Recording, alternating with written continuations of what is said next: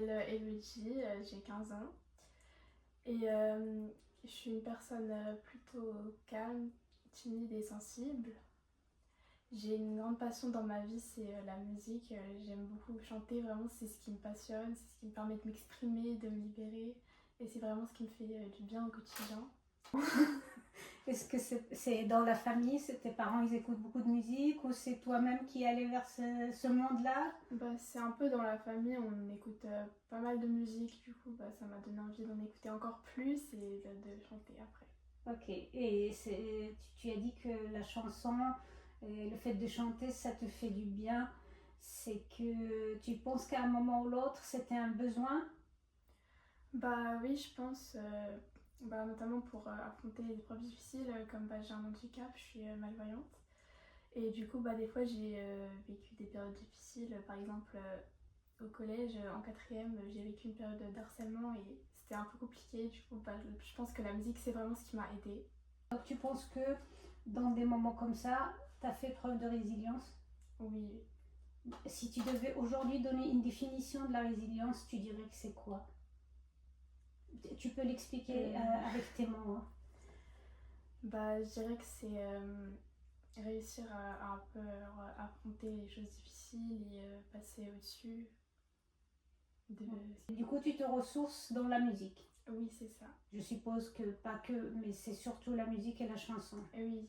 C'est les chansons qui t'ont inspiré au début. Au début, quand j'étais toute petite, j'écoutais beaucoup Louane. Après, j'écoute beaucoup du Slimane.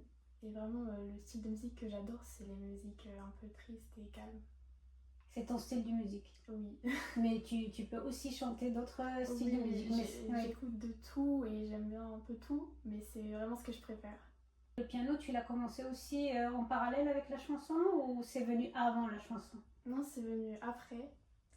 C'est venu, je pense que je devais avoir 10 ans à peu près, 10-11 ans, où j'ai eu envie de faire du piano, vraiment.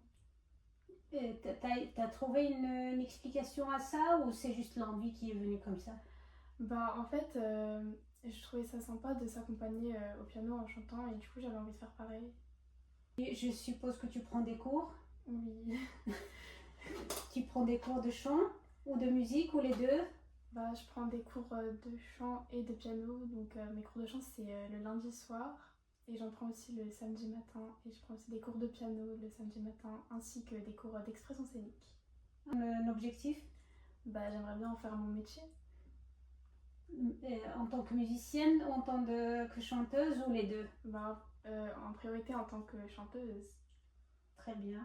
Est-ce que tu as déjà tenté ta chance dans des concours, dans des manifestations pour essayer de te faire connaître? Oui, je fais beaucoup de concours de chant et beaucoup de scènes. Je trouve qu'on apprécie et on valorise ton travail ou pas assez? Franchement, oui, je trouve que ce que je fais c'est super bien et que c'est vraiment bien valorisé. Et du coup, tu espères un jour avoir quelqu'un qui ferait quoi en plus par rapport à tous ces événements auxquels tu as participé? Quelqu'un, je pense qu'il pourrait vraiment m'ouvrir des portes pour essayer encore de plus me faire connaître, pour vraiment devenir un professionnel. Tu m'as dit avant que tu as eu des moments compliqués dans ta vie.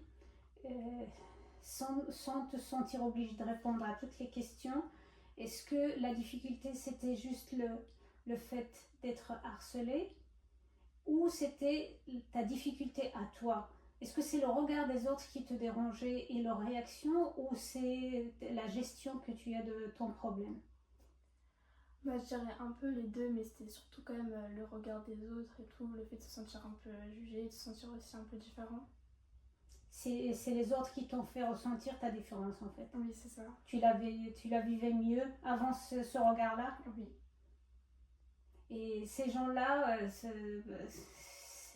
t'as pu leur dire un jour ce que tu pensais, t'as pu exprimer ce que tu ressentais ou jamais? Non, jamais, parce que c'est vraiment devenu compliqué de discuter avec eux par la suite et ils ont jamais voulu vraiment écouter.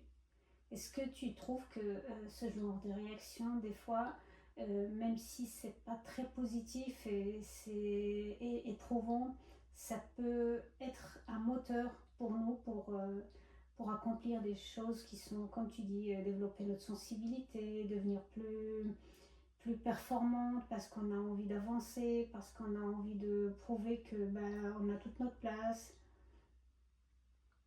Oui, je pense que des fois, vivre des périodes difficiles, ça peut nous aider à mieux se relever et à devenir encore plus fort. Du coup, Elodie, si tu devais nous parler de ton quotidien, qu'est-ce que tu voudrais nous raconter? Moi, je suis une personne qui me débrouille beaucoup seule au quotidien. Je sais gérer un peu mon espace de champ, de travail, etc.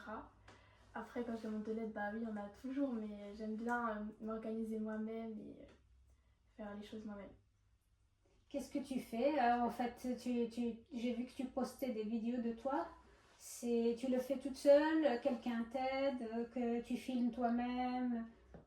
Oui, mes vidéos pour les réseaux sociaux, je fais tout toute seule. Je filme, je fais un petit montage et je fais tout toute seule.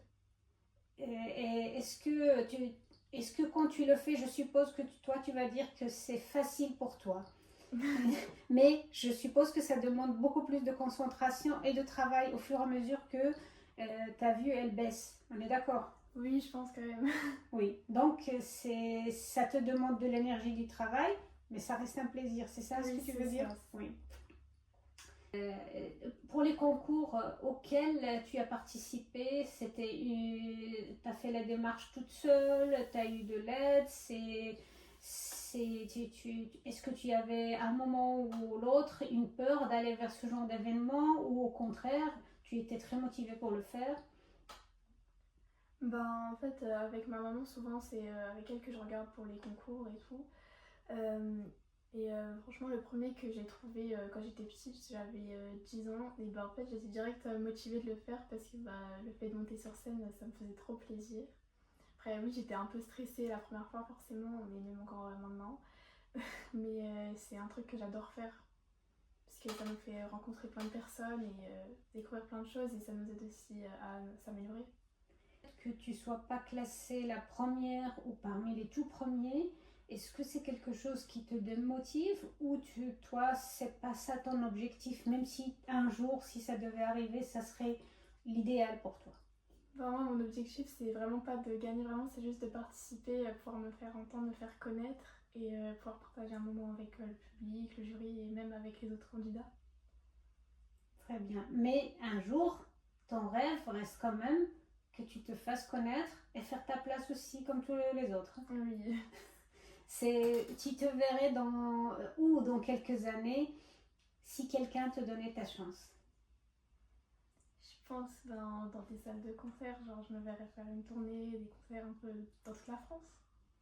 Ça, c'est ton rêve. Ouais, Et ça, c'est un rêve que tu te donnes pour objectif de le réaliser au plus tard pour quand?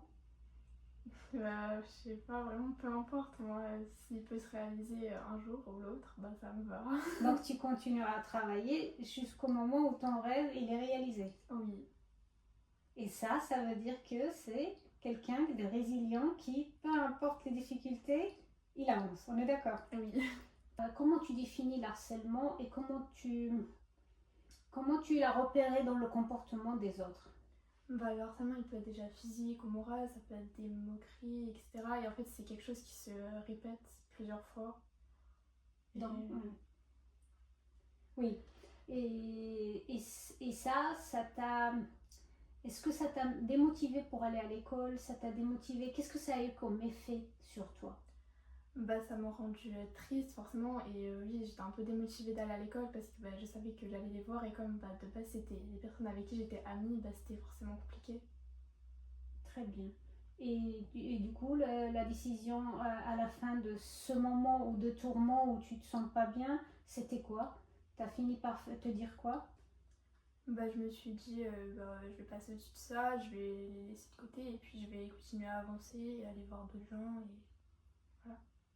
Et donc ça fait partie du processus De la résilience. Oui, très bien. Et donc, qu'est-ce que tu aimerais bien dire à ce genre de personnes aujourd'hui s'ils étaient face à toi là, tout de suite? En général, les gens qui ont ce genre de comportement envers les autres. Je leur dirais, en fait, vraiment, je comprends pas pourquoi embêter quelqu'un, lui dire des moqueries, parce que moi, je pense que dans la vie, on devrait tous être gentils les uns envers les autres et se soutenir. Oui, tu m'avais dit, je crois, à un moment que au départ, ils cherchaient des excuses en disant que ils n'ont pas envie de te gérer. Oui. Qu'est-ce que tu as envie de dire à tous ces gens qui pensent que tu n'es pas capable de te gérer et que tu as besoin d'être assisté tout le temps? Que je suis clairement capable de me débrouiller toute seule, parce que la preuve, je fais de la musique, au lycée, je me déplace toute seule, et je sais faire plein de choses. Donc tu es une fille autonome. Oui. Si tu devais donner maintenant un conseil à tous les jeunes de ton âge, qui, on va pas trouver toutes les difficultés qui existent, hein. Il y en a plein et chacun à un degré différent. Ceux qui sont démotivés ou qui trouvent que déjà très jeunes comme ça, la vie est compliquée et qu'ils vont jamais y arriver, qu'est-ce que tu pourrais leur donner comme conseil? Déjà de discuter avec des gens, de ne pas rester seul, vraiment de trouver des personnes de confiance avec qui on peut discuter, et surtout, je pense, trouver vraiment quelque chose que vous aimez faire, genre une passion qui vraiment pourrait vous aider à extérioriser et à vous sentir plus libre. Libre à toi de dire ce que tu veux aux gens qui vont regarder ta vidéo. Ce qui te passe par la tête. C'est un moment de libre à toi. Je vous remercie d'avoir écouté cette vidéo, et j'espère vraiment que ça vous aura plu, que j'ai pu aider certaines personnes, et j'espère aussi qu'il y a des gens qui pourront me soutenir et peut-être m'encourager dans ma passion et dans ce que je fais. Est-ce que tu peux nous offrir un petit morceau pour la fin, pour clôturer cette interview, s'il te plaît? Oui. On t'écoute. Je revois le fond, mes souvenirs sont là, je redoute le monde. J'entends comme des sirènes qui se battent entre elles, et puis le bruit des vagues m'emporte et reviennent. Je voulais juste lui parler, mais on s'est désabonné. Je ressens ses mains qui picotent et picotent encore mon corps. Je repense à ces matins où tout était encore là, comme pour la première fois. Oh, mais qu'est-ce que tu t'imagines? Qu'est-ce que tu veux dire? T'es toujours dans mes flashs, comme si je n'avais plus d'espace. Oh, oh, oh, oh, oh. Mais qu'est-ce que tu t'imagines si vite? Qu'est-ce que tu veux fuir? Le pire, toujours dans mes flashs, comme si je n'avais plus d'espace. Bravo. Merci Elodie. Merci. Merci pour ce moment de partage. Merci pour ton accueil. Merci à tes parents aussi pour leur accueil. Encore